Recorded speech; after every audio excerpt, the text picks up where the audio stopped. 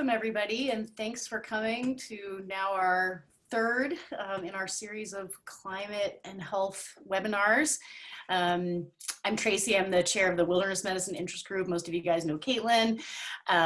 We really appreciate you being here, and I have the lovely honor of introducing my colleague and friend, Jay Lemery, who will be talking with us tonight. He is a professor of emergency medicine at the University of Colorado, chief of the section of wilderness and environmental medicine, and faculty at the Department of Environmental and Occupational Health at the Colorado School of Public Health. Also formerly the past president of the Wilderness Medical Society, so he's worn both of those hats. Most recently, Dr. Lemery co-authored Enviromedics, The Impact of Climate Change on Human Health, as well as Global Climate Change and Human Health from Science to Practice, with a second edition coming out very soon. Dr. Lemery is a contributing editor for the journal Health and Human Rights, was a guest editor for the June 14th edition on climate justice. He's a member of the Council on Foreign Relations and currently serves as Associate Director for the University of Colorado's Consortium on Climate Change and Health. We are thrilled to have him. Hey, thanks, everybody. It's great to be here and see so many people that I'm friends and colleagues with. I'm gonna share my slides.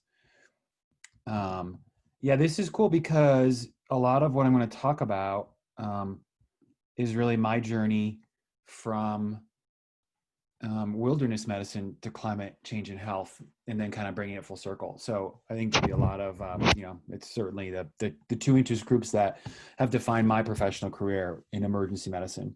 So we'll just get going. This is a small group. If you've got something to say, please interrupt me, and we can talk about it. What I'll do is I'll try to get through the slides, at the bottom of the hour, and then we can have some time for Q&A. So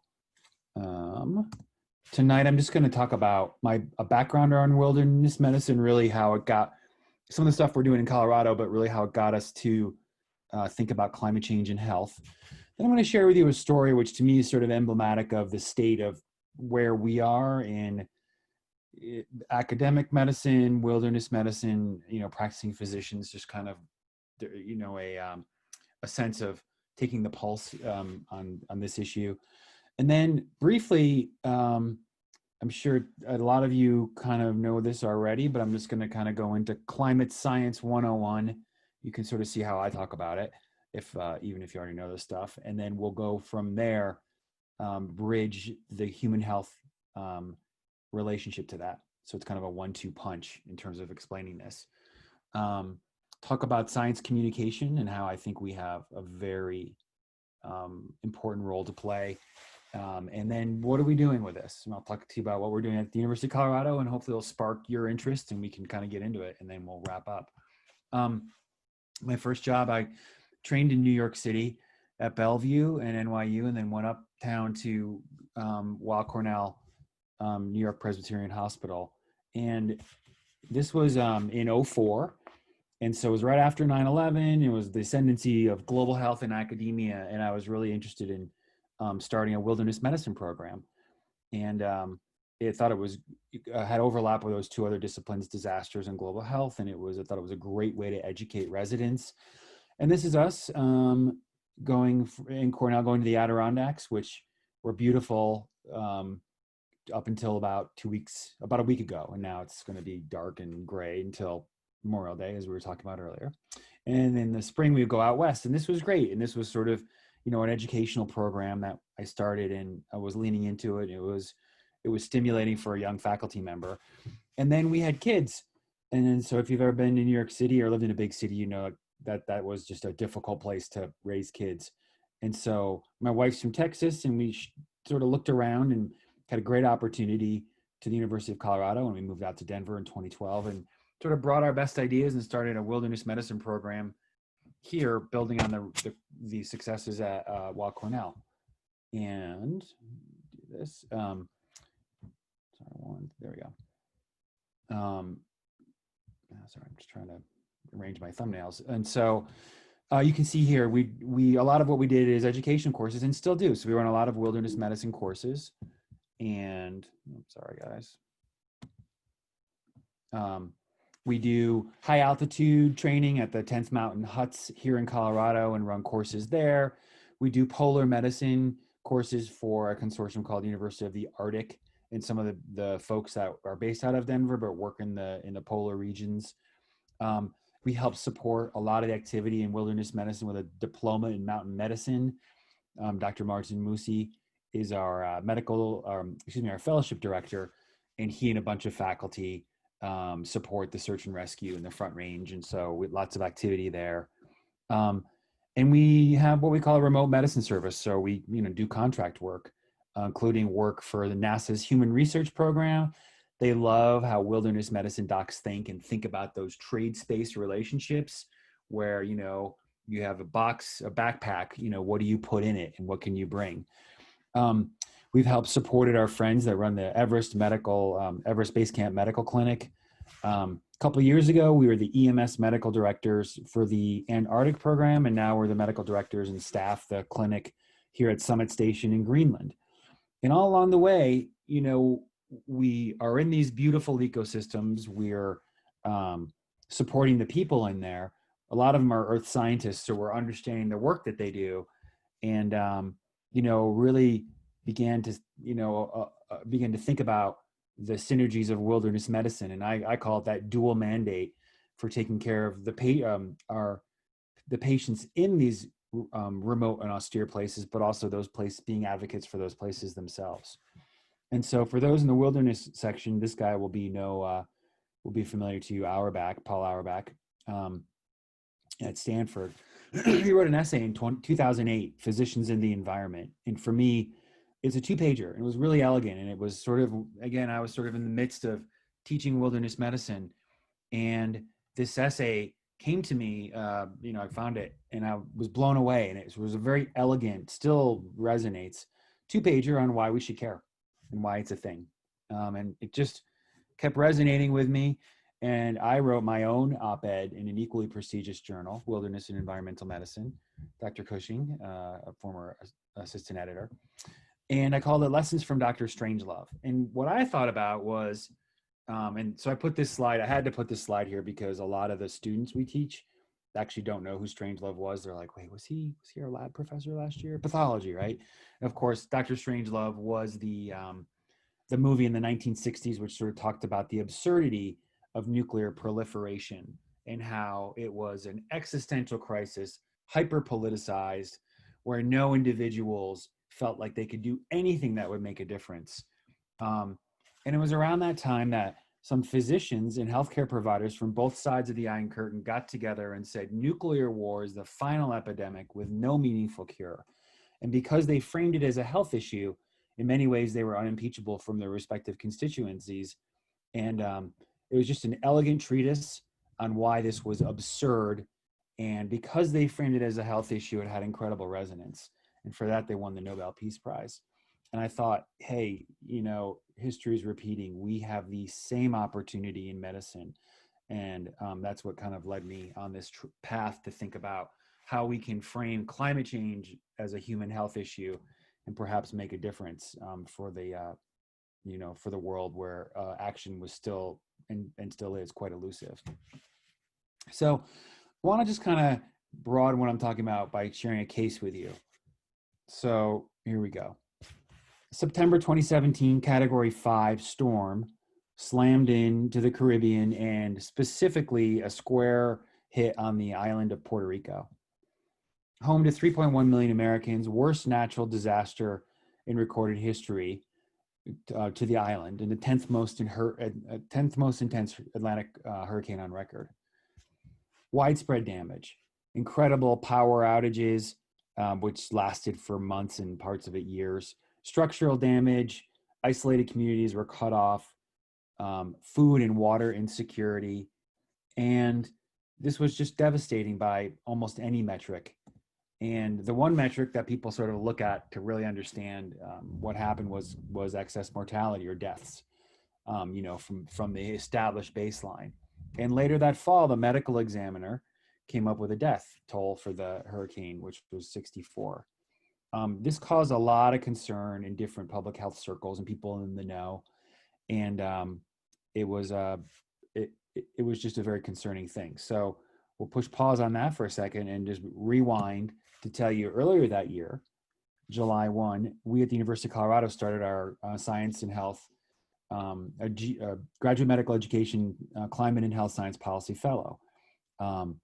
And you can see here the core competencies. It's basically knowledge of US government, international institutions, who's doing what, scientific foundations, understanding, of course, the health impacts, understanding the metrics and how to measure those impacts, and of course, having our fellows be outstanding spokespeople being on the podium and being able to articulate these risks in a meaningful way.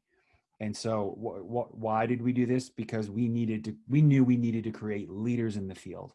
And that was really the essence of this. We were lucky that we were supported by a foundation in Denver that gave us resources to stand this up. And then we had other partners initially at the CDC, and then also initially and still enduring at the NIHS, where we were able to have our fellows have access to what's happening in the government and which government agencies are doing what, and to understand a little bit about policy and action. So it was around that. So again, that was in July. Later that fall, people from various sources began to ping chatter, and they reached out to some folks that we had connections with at the Harvard School of Public Health and said, "Hey, we need to look at this number. This is insane." And because of reasons of conflict of interest or a job that they actually couldn't do it, people were saying, "Can you guys look at this? You know, you're scientists, you're in academia. Can you look at this?" So a consortium was put together between the Harvard School of Public Health, a university in Puerto Rico, and our climate and health fellowship at the University of Colorado. Went boots on the ground, door to door in Puerto Rico, looked at different neighborhoods, and just did an old school public health assessment on excess mortality. And this was the results.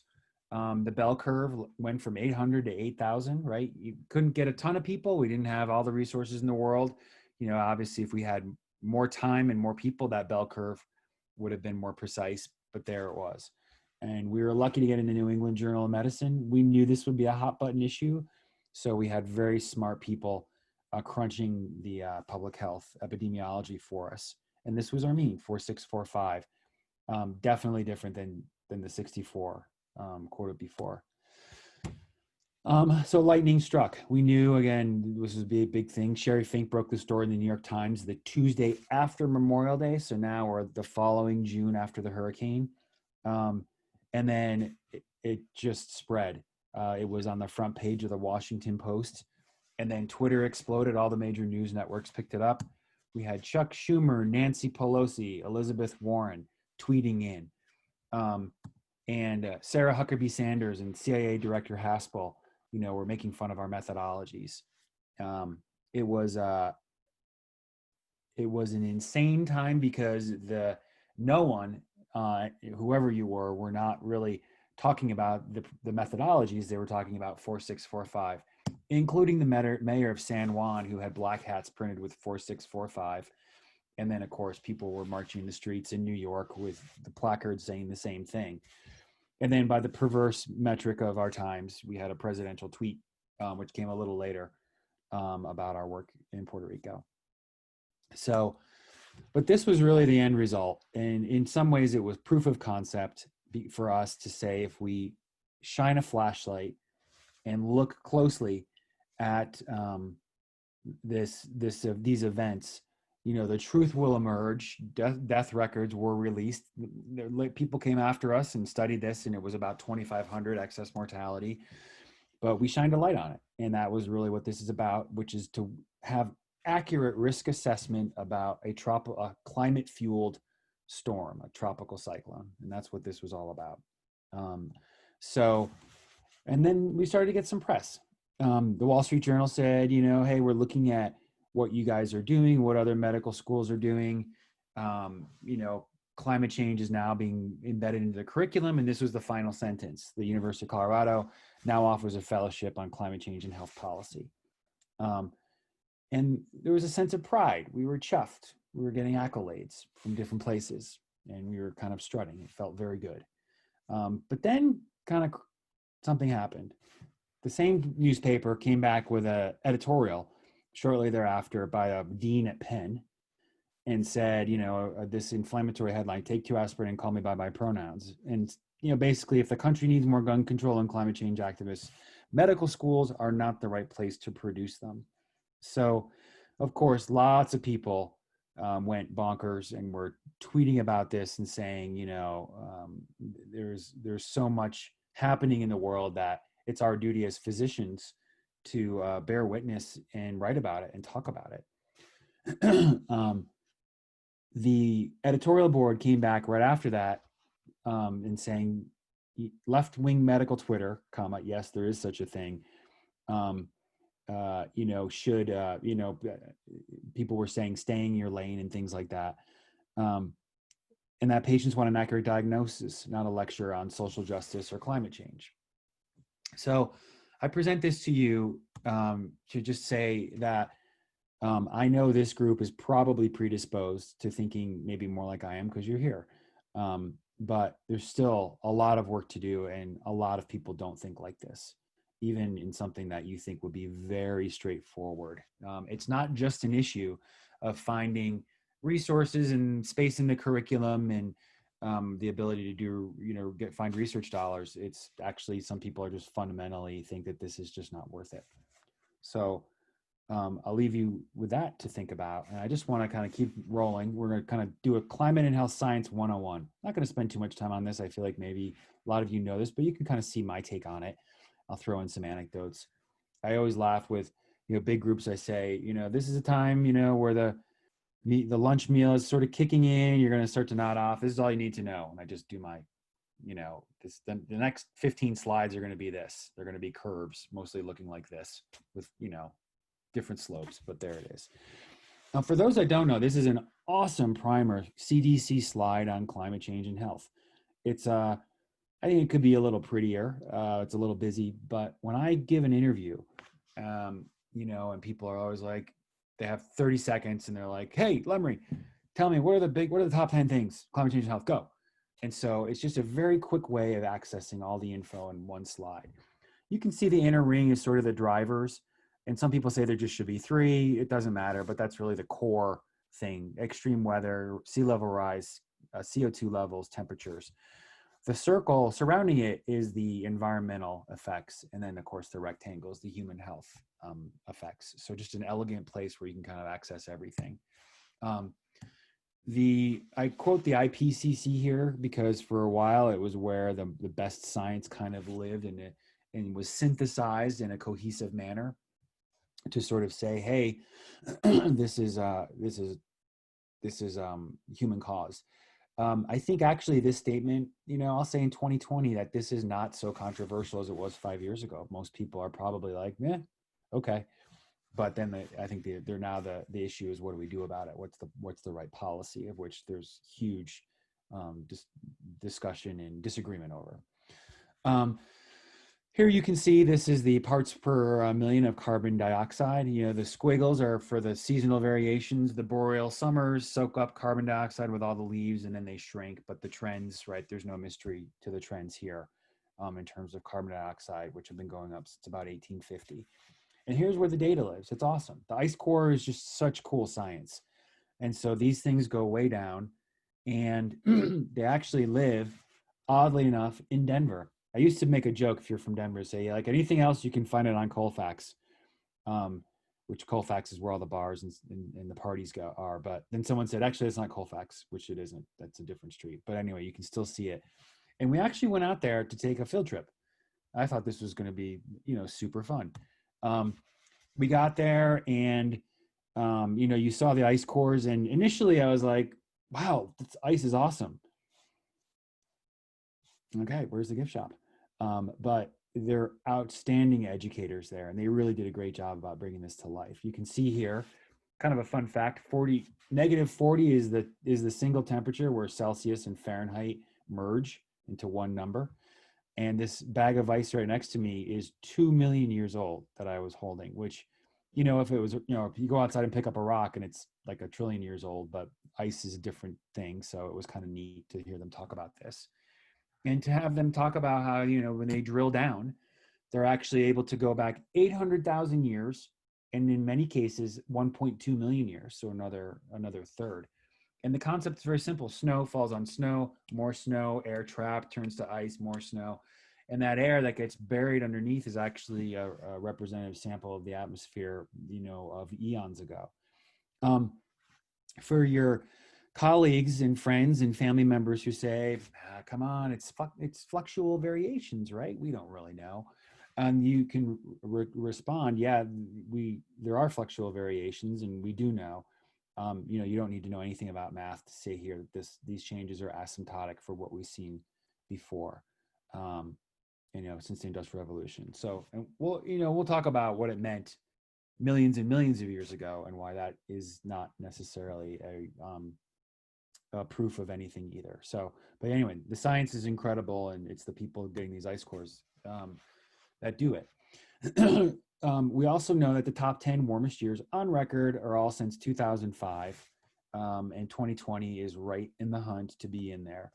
We've seen record low sea ice extent. This was in 2012, so this was September 19th, the lowest sea ice extent ever recorded, and then the record low maximum in March. So at the height of winter, at the very end of winter, you see the maximum. What you don't see is the thickness, right? So we know the ice thickness is much less too. So the volume of ice, less surface area, but also less thickness.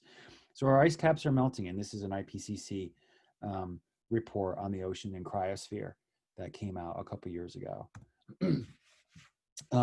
What does this mean? Well, again, when I sort of talk to people, I'm like, this is what they do in 6th grade. They melt an ice cube and calculate how the meniscus goes higher, right? This is not tricky science.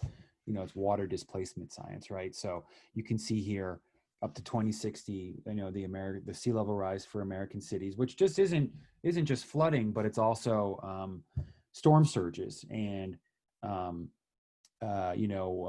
insidious encroachment of water. So it's not just all of a sudden, buildings are underwater, but it's just a low level stress that gets worse with any extreme weather events. And here's just another mock-up going far into the future, into 2100. So that's sea level rise. We're also seeing ocean pH drop, and that's because most of the carbon dioxide that is the excess carbon dioxide is actually not in the air, like we saw earlier at Mauna Loa measuring it, but it's actually in the ocean. I think it's about 70%. And so what that does, right, you shove carbon dioxide in a equation, right, a closed space, and we know that that's going to change the pH, and that's what we're seeing. The pH of the oceans are dropping, which has devastating effects for biodiversity and coral reefs, which is its own lecture, the importance of biodiversity to human health and ecosystems, but also it's the bottom of the food chain, the food web. So, 20 to 30% of people on the planet get their majority of protein from seafood. And we know that the fisheries are under tremendous stress, partly because of this as well. Water cycles will not be uniform. Dry places drier, wet places wetter, right? So regional exceptions. This is not a uniform phenomenon. And we're going to see things like last winter, Newfoundland had a monster blizzard, which they'd never seen before. And then there's pockets of cold. Boston, it was the 4th snowiest winter on record, like a few years ago. And this is how we end up with snowballs on the floor of the Senate, right? How can there be climate change? It's so cold outside. But we know this is where the challenge of climate change communication comes in, because we know it's a complex system. It's not a lump of clay where you put a heat lamp on it and say, hey, look, a hotter lump of clay. You're adding energy to one of the most complex systems we've ever studied, the planet, right? So this is one of those things I really want you to walk away from if you're an ambassador for this science, to say it's a complex system. We're adding energy to it. It's not just a warmer system, but it's a more unpredictable system. It's a energized system. So a lot of people said, hey, we should have never gone with global warming. We should have gone with global energizing. That's better. But then our climate change communicators say, no, don't use that. It's way too energetic and upbeat. I like Catherine Hayhoe, who's at the university, I think at Texas Tech, who says global weirding. And to me, that's probably the best moniker for this phenomenon. If you still don't get it, Here's another analogy. I took the most complex system I knew at the time, a few years ago, as my kid. I said, okay, she's going to be the planet. Let's add energy to the planet and see what happens. So I took concentrated colored sugar and so I said, let's see what happens. A little experiment. So at first we saw, direct correlate, more energetic child with super physiologic feats of strength. But then something strange happened. We saw paradoxical hypersomnolence with erratic behavior well beyond 2 standard deviations from the norm, right? Cute, fun anecdote to say that climate change is crazy town. It's like giving a kid a pixie stick. Watch what happens. It is not just a more energetic, warmer planet, right? It is a crazier planet. Okay, let's move on towards the health effects. So the best evidence tells us that right now, climate change is a threat multiplier. It's adding stress to human health. Although particularly in developing countries with low incomes, the climate change as it progresses will actually be a primary driver of morbidity and mortality in and of itself. Here we see, this is a standard walk up to say this is what's happening with heat and the weather. So the tall bell curve is sort of your historic weather pattern. So not only is it becoming warmer, but again, it's becoming more energetic. And so we're seeing more erratic weather. So that the range of possibilities is increasing. So that pink bar, that little area under the curve, is the old 2 weeks of every place that was the heat wave. And now that heat wave is, 12 months a year.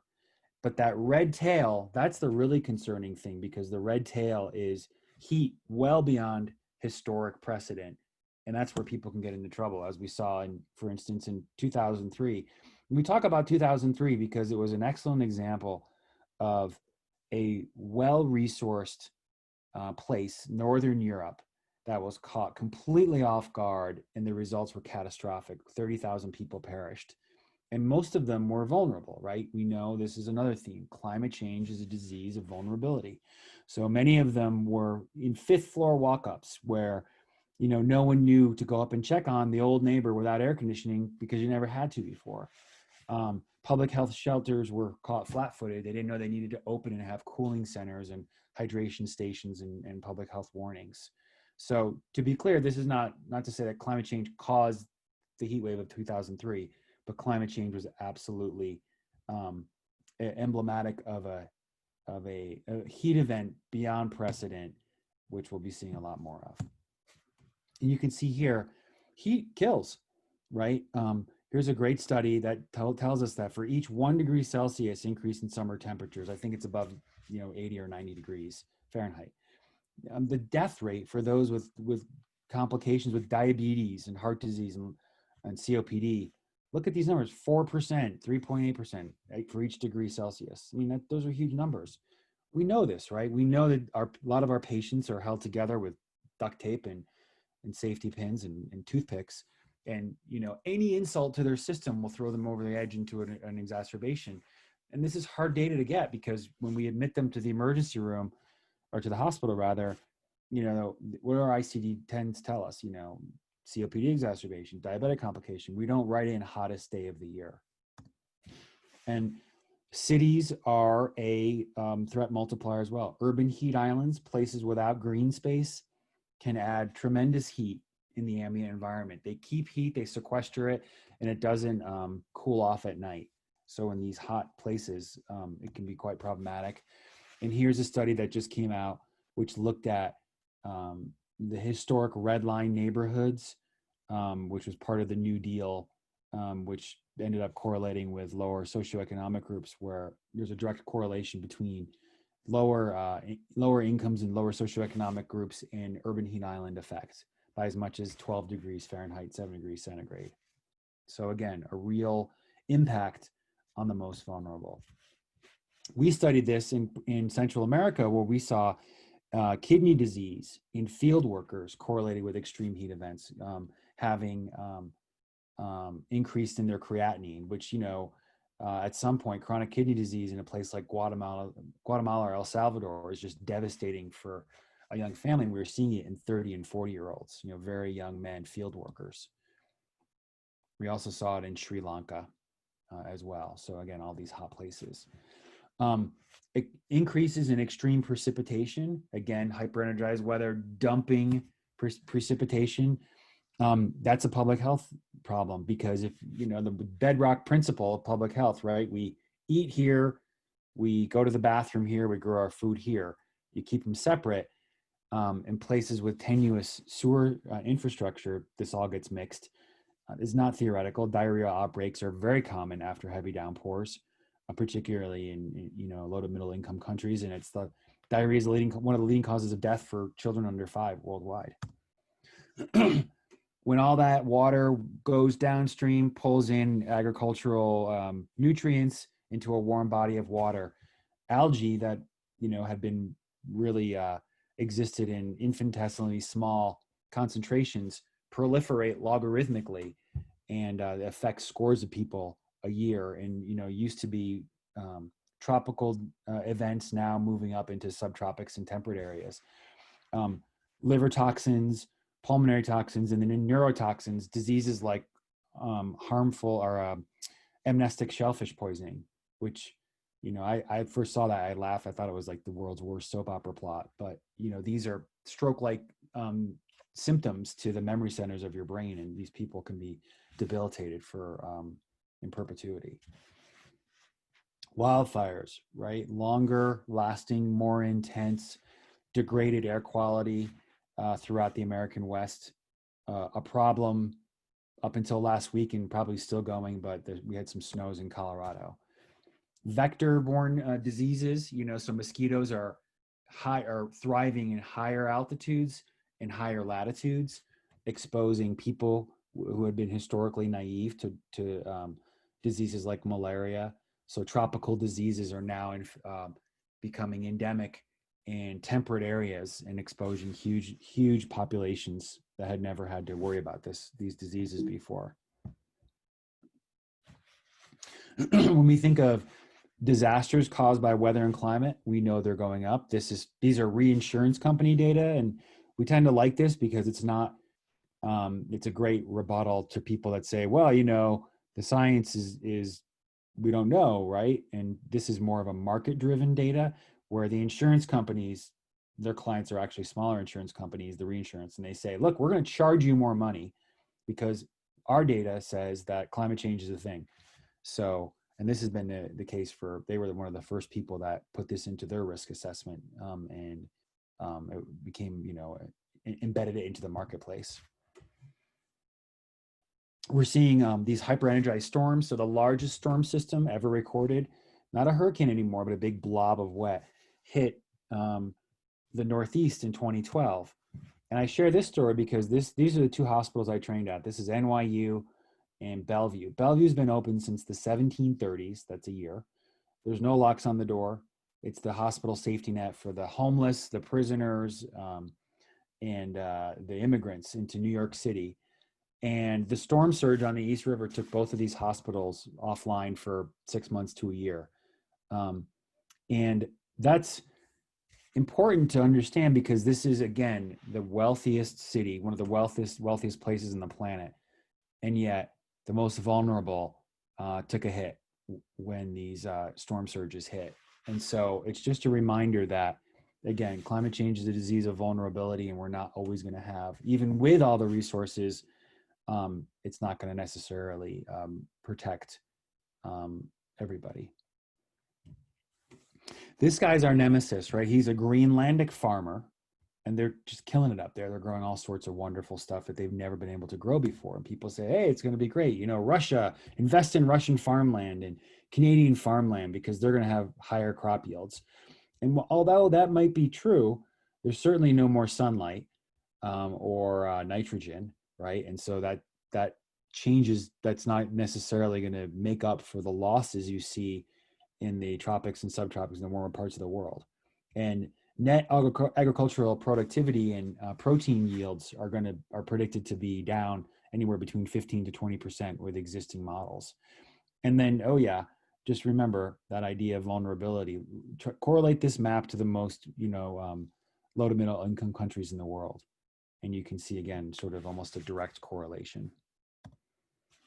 We're seeing the same thing with fisheries, where protein yields from the oceans, again, are going to be drastically affected by climate change and warming temperatures, combined with poor practices like overfishing. And then displacement, right? So as the sea level rises, we know we're gonna be forcing people to move, especially the low-lying islanders. If you're a wilderness medicine aficionado, you know, we like to travel, we like to bag peaks. Go to a WMS conference and everyone's talking about what they climbed last summer.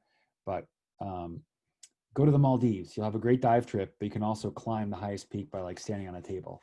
And this is the island chain south of India. Millions of people in these low-lying atolls in India and the South Pacific are going to be forced to move, and they're already actually establishing resettlement communities in Australia and New Zealand.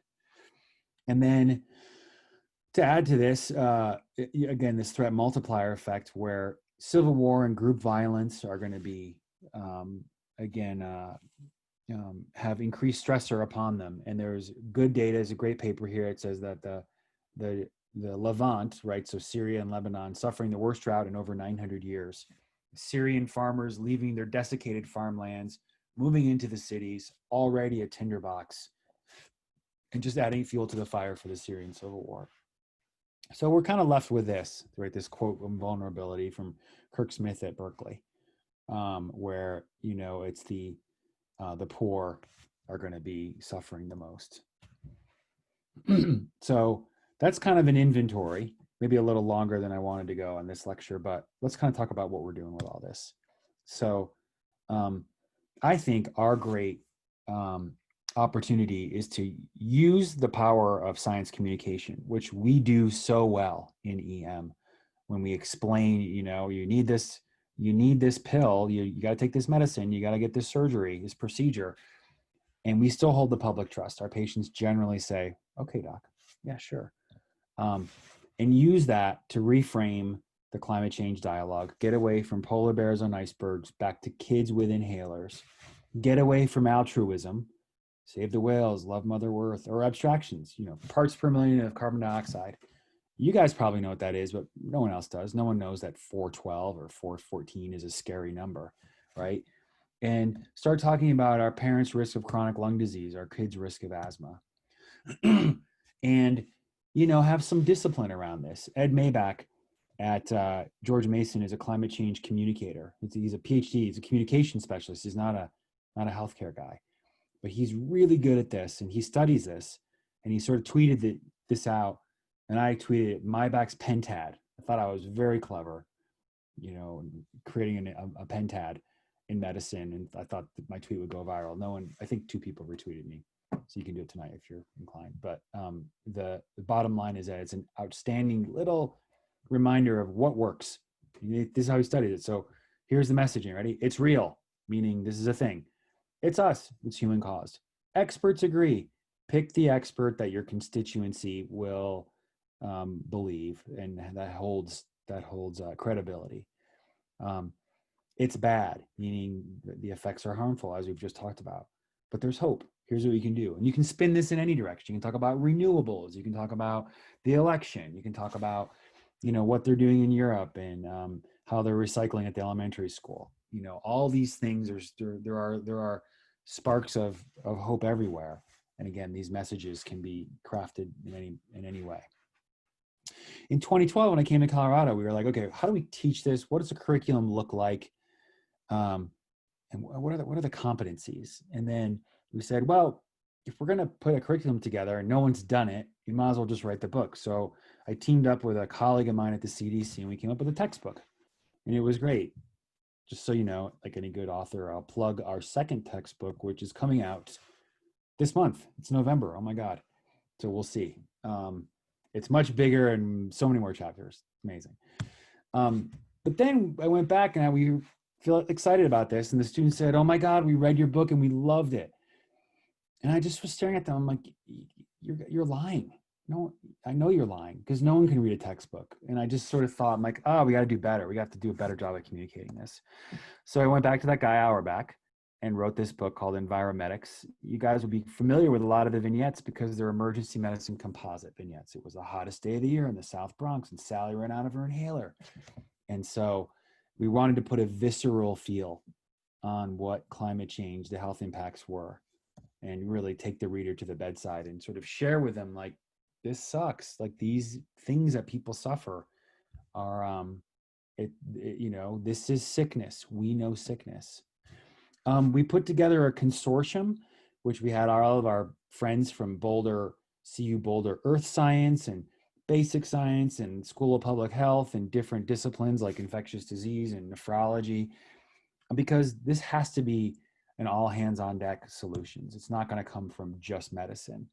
And we thought about, okay, what are we going to do? We're going to try and innovate, be advocates, lead on this, work with the School of Public Health and push forward curriculum there.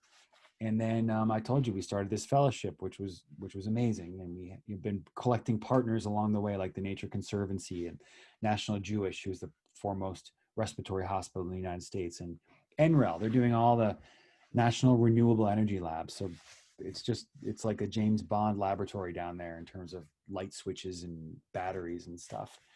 And then this past year, the dean has charged us with starting a program on behalf of the School of Medicine. So just super exciting. And we've been hearing other schools are having the same experiences, and likewise, people that want to do this, call us and say, how do you do it? And we sort of share our experience. I'm like, this is how you talk to the dean, and here's the strategy. How do you lean into this? And so our program at the School of Medicine is basically a lot of outreach. It's an educational program. We talked about Caitlin and another student had a brilliant idea about carbon offset program. We haven't quite pulled that off. A lot of this got sort of forestalled by COVID, but we're hopeful that will be a part of the future. And then talking with our other colleagues and friends and these points of light that people are doing good things like PSR, Physicians for Social Responsibility, the National Academy of Medicine, Columbia has started a consortium on climate and health education where they're trying to be a repository for basically all the education material from college through all the different professional schools, including nursing, dentistry, public health, and medical school. And then, as we expand on this idea, we think, what does a climate doctor look like? What does a climate medicine look like? And I'm not being literal here. I'm saying, but what are the competencies? How do we build this and impact? And if you're thinking about tomorrow, I'm thinking about how can we scale this up in a meaningful way? And so, here are just some ideas we put together in an upcoming paper, but, thinking about training programs of all shapes and sizes and outreach and advocacy. How do we integrate with global health equity, social justice, diversity and inclusion? Again, all this has the vulnerability common denominator to it. So, making sure we're connecting with existing programs and existing sentiments on campus. And then in clinical practice, greening infrastructure and making sure that the colleges and the CME practices are all embedding this and making this a thing to have their diplomats think about this and exposing practicing physicians to this that are well beyond training. And then thinking about our healthcare systems, 20% of the US economy, right? What's the renewable plan? How do we report hospital metrics and carbon offset programs, and are they divesting? And if not, who's putting pressure on those hotspots to say that this is the right thing to do? I'll just conclude with a little bit on COVID, because how do we talk about this and not talk about COVID? There's some overlap, climate change diseases and can interact, particularly in the respiratory, with COVID. But I think there's a few emerging themes. COVID is a public health disaster, a lack of preparation and coordination, big economic consequences, and a disproportionate burden on the most vulnerable. But even with all the contentiousness, we've seen a huge mobilization of resources and stimulus packages to the economy, and a moonshot type expenditure towards an accelerated development of a vaccine. What does that mean? It means we can do this, right? This is not terrible. A climate plan is quite straightforward, as proven by what we just did this past year. as we move forward, I think we have a historic opportunity. We can invest in renewable energies and decarbonize the economy and build climate smart cities. We can do all these things by thinking about environmental justice and creating smart policy that puts human capital potential, the growth of human capital potential, and human dignity in the same effort. So those are, I think, in some ways, it's a very exciting time if we can get past tomorrow and think about what a post-COVID world looks like. So wrapping this up, how do we frame this as a health threat? Well, it's a disease of infections, respiratory distress, food insecurity, waterborne illness, heat stress, mental illness, displacement and trauma. But when we think about what we've seen in places like Puerto Rico, or flooding along the Gulf Coast and the displacement that followed, and the ravages of wildfire in California and the incredible degradation of air quality that affected huge swaths of the country, I think it comes down to a couple things. Not surprising to you probably at this point. It's a disease of vulnerability and disasters. And for that reason alone, it's emergency medicine, once again, the indispensable discipline that's going to be owning this, whether we like it or not. The whole idea of this is that we have got to start putting some heat on this climate and health topic to change our collective risk assessment. And so people begin to think about this regarding energy choices and the importance of clean air, and that loss of biodiversity is actually undermining our health, as is access to clean water and water security and the ravages of extreme weather. Because the truth is, Mother Earth is going to be fine. Like, plants love carbon dioxide, and they were killing it billions of years ago when it was like 850 parts per million of carbon dioxide in the atmosphere, right? It's the Homo sapiens that are at risk. And I think if we leverage that human nature to that aspect of our own survival, then I think we'll be able to have a fulcrum to change risk assessment. So how will history remember us? I think we have a choice, right? We can be the generation of the great procrastination, where our progeny looks back and says, man, they had all the data they needed and nothing happened, and now we're living with this. Or we could be the generation and the people that made those first steps towards reconciling, our own survival and the ravages of climate change and making smart policy to mitigate against it. I also love this hourglass because it's the symbol for emergency medicine. I'll just share with you a quick vignette where in the 60s, emergency medicine came to fill the need within a worsening healthcare crisis in America. And they chose the hourglass to say a symbol for the novel type of care provided in the rapid delivery of care, rapid response, understanding the most vulnerable, and being skilled at critical resuscitations. Now we have a new and urgent healthcare crisis arising. And I think the hourglass is once again an apt metaphor for no other reason than we have to act like we're running out of time. So with that said, we got a few minutes for questions. I want to thank all the people that helped me do this. And it's great to be here and talking to you guys.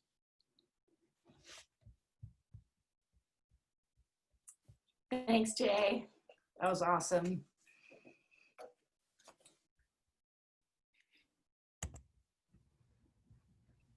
Thank you so much. That was fantastic. Yeah, no, a real pleasure. Thanks. Well, people are thinking of questions. I'll just pose one to you. I think one of the hard parts about communication is how formal or informal do you get? Because I think sometimes the expectation is we're physicians and our tendency too is to speak, with knowledge, say more of the science, but more and more people are talking, here in the Midwest, it's the rain bombs, right? It's not increase in heavy precipitation, it's the rain bombs, it's the air hunger, it's not the short, and so how much can you say about using some of that dialogue as physician communicators? Yeah, That's a great, great question. And I think the truth is you just have to read the room. You know, I talked a little bit more informally because there's a small number. I know most of you, you know, I think you're also predisposed to kind of knowing what I'm talking about. You know, a bigger crowd, I just gave grand rounds for internal medicine, very different. So I think you just have to, you have to lean on all your communication acumen. You know, who you talking to? What's the situation? People say, what do you say to your patients at the bedside? The truth is, I don't say much because I'm an emergency physician. You don't have time. Um, but when I do, you know, particularly around the air quality, and it makes sense, then you can lean in a little bit. But you know, so many of our friends and family, let's face it, they think we're the smartest people in the world, right? Whether we are or not. And I think that that's really valuable. So I try to, again, just talk whenever you feel like it's appropriate, and you know, use jokes or use your authority, or you know, use big words, or you know, a shtick, depending on, you know, who you're talking to. It can be tough. I'll also say, people try to trap you, and you know, I get lots of questions on carbon sequester policy, particularly about China. And I think it's important, if you feel like you have something to say it. But my expertise is in taking care of patients, and I've learned this stuff in that context. I don't know much. I'm probably more informed than most people, but I'm not an expert. And I think you just want to be careful as you begin to talk about this in your careers. Make sure you speak from your power base and don't stray too far unless that's a power base for you as well. You know, if you've got a background in energy policy or foreign affairs, awesome. But I think, you know, there's a little bit of doctor disease where you think you know everything, or it's easy to fall into that trap. And I think I've been burned a few times where I start pontificating and realize I'm so over my head about stuff like carbon capture and things like that. I'm not over my head, and I suspect nor are you when you're talking about a COPD person suffering at the bedside. Thank you. I really enjoyed your talk. So I'm a pediatric emergency medicine physician, and I was telling Caitlin that I just started attending HOOD. I just finished fellowship. And I'm at UCSF, and we're opening a new climate and health center, and the university is interested in creating patient education material related to climate change, and trying to recruit me as part of that group. But I have no expertise in this and wanted to sort of ask for your guidance. I don't even know how to approach developing like general patient education material for adults and pediatric population. It's great. Yeah, that's great. I might socialize that question. You know, who do we know who has good material? Is it Eco America and Climate for Health? Yes, Caitlin, thanks. Medical Society Consortium for Climate and Health. They exist. And there's a few groups that are really good out there. So I think the Medical Society Consortium is great for that. And that, do you know what that is, Hillary? The Med Yes. Consortium? Yeah, they're out of George Mason, and they've positioned themselves very effectively to be the place where medical societies like ACEP or ACP and AFP come together and talk about the big policies. And I think AAP is in it as well. I think. Yeah, I think they the chapter at least just joined. I don't know the California chapter, I know, but awesome. Yes. Thank you. Yeah. And then there's a couple people there, Linda Rudolph and Dick Jackson. Do you know them in California? I've heard of Linda Rudolph. I haven't met her yet. She's somebody you want to talk to, and I can hook you up offline. And then Dick Jackson is at UCLA, and he's a pediatrician and involved in environmental toxicology, and he's sort of semi-retired but did all the work on lead, and he's just super connected in California. So just worth you kind of knowing about him. Awesome. Yeah, appreciate that. Yeah.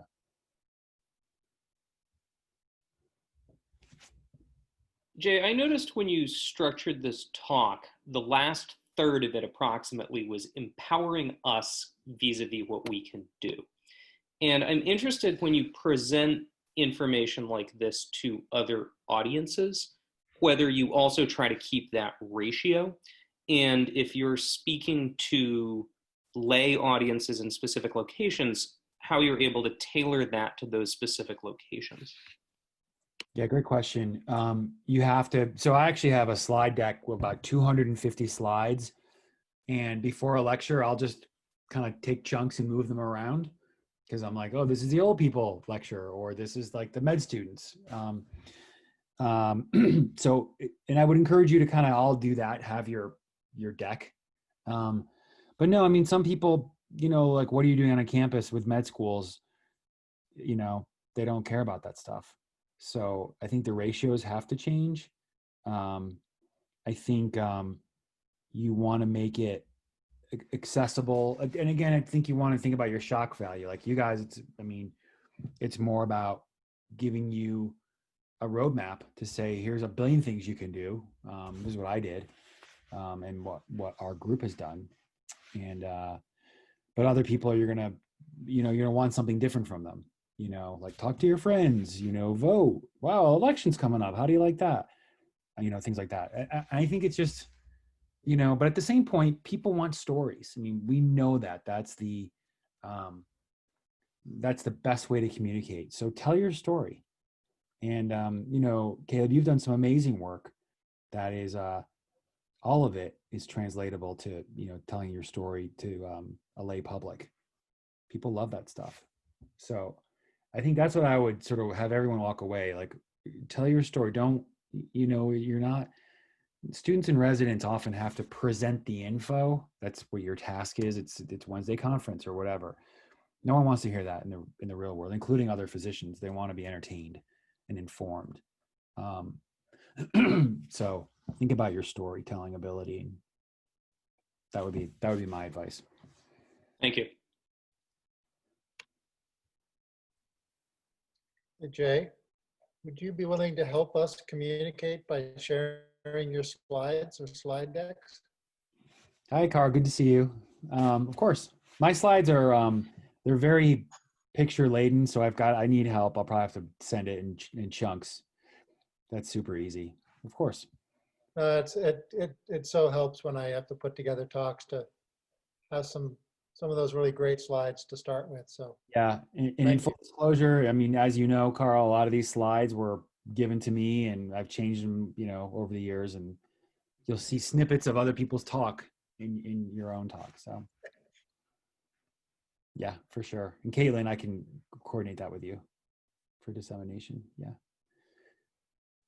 Thank you so much. That would be wonderful. And along those lines, I'm interested, I'm very new to, I'm completely new to this group, but I'm very passionate about this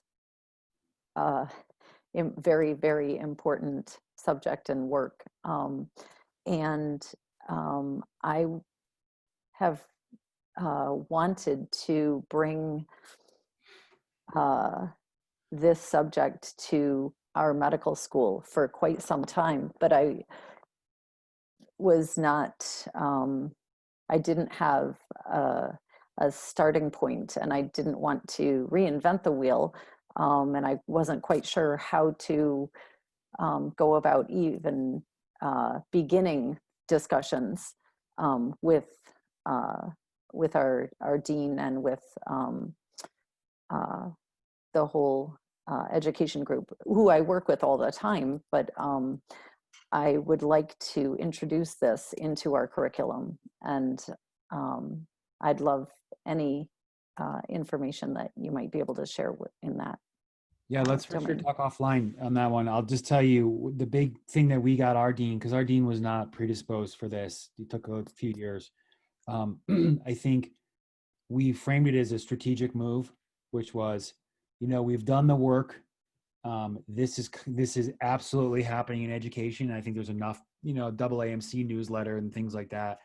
And I just said, you know, we want to maintain our first mover advantage. And by proxy, you could say, you know, we want to we want to be on the leading edge of this. We don't want to be catching up. And here's how we do it. And I've talked to, this group, and I have a great roadmap. And the dean will be like, great, awesome. You may not get a check in that meeting. That's But, I think if you frame it as like, this is happening, this is a trend, we have identified it, and I've done the work to explain what our peer groups have done. I think they're very sensitive to that in general. They don't want to be deemed as, dinosaurs and are, somehow missing contemporary issues.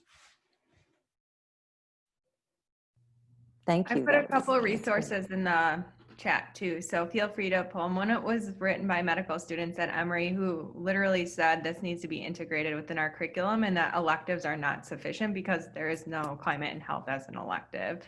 And so it can help you a little bit. And then there was a really great recent article for resident education as well, and it proposes a framework and some really nice objectives. And so when talking with education and people, it's really helpful for getting support. And then the other thing I think that is hard is sometimes you need people to sign up for your electives or your courses in some ways. And so depending on what you already have to offer, it's just, is this an elective or is this an integrated curriculum change? And who do you have as allies for that? Okay, great. Thank you.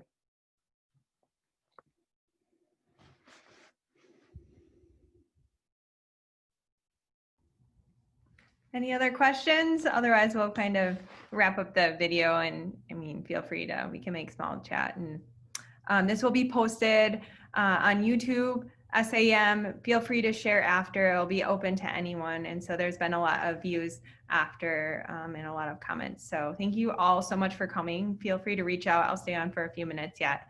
But really great to see all your faces. Take care of yourself. It's a tough time, and be well.